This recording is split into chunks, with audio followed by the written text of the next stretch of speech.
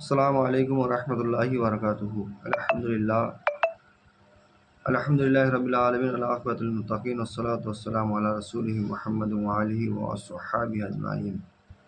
আম্মা বা'দ, ফাউযু বিল্লাহি মিনাশ শাইতানির রাজীম। বিসমিল্লাহির রাহমানির রাহিম। ক্বালা নাবিয়্যু সাল্লাল্লাহু তাআলা আলাইহি ওয়াসাল্লাম আন আবি হুরায়রাতা ক্বালা কুলতু ইয়া রাসূলাল্লাহ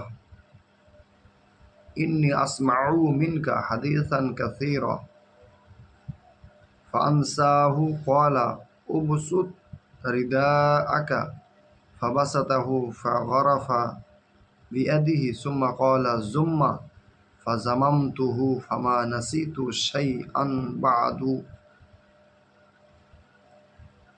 আল্লাহ নবীর সাহাবী হযরত আবু হুরায়রা রাদিয়াল্লাহু তাআলা আনহু থেকে বর্ণিত, নবীর সাহাবী আবু হুরায়রা রাদিয়াল্লাহু তাআলা আনহু বলছেন कि या रसूल अल्लाह, उन्हें बोलছেন कि अल्लाह रसूल, इन्नी আসমাউ মিনকা হাদিসান কাসীরা, নিশ্চয় আমি আপনার কাছ থেকে অনেক হাদিস শুনি।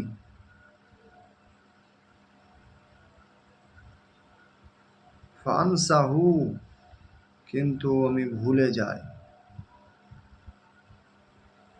ক্বালা, তো হুজুর সাল্লাল্লাহু আলাইহি ওয়াসাল্লাম বললেন, উবসুত রিদাআকা, তুমি তোমার চাদর বিছিয়ে দাও, তুমি তোমার চাদর বিছিয়ে দাও। ফাবাসাতাহু, তো উনি ওনার চাদর বিছিয়ে দিলেন। ফাগারাফা বিয়াদিহি, আল্লাহ নবী সাল্লাল্লাহু আলাইহি সাল্লাম হাত মুঠি করে তাতে কিছু দিয়ে দিলেন।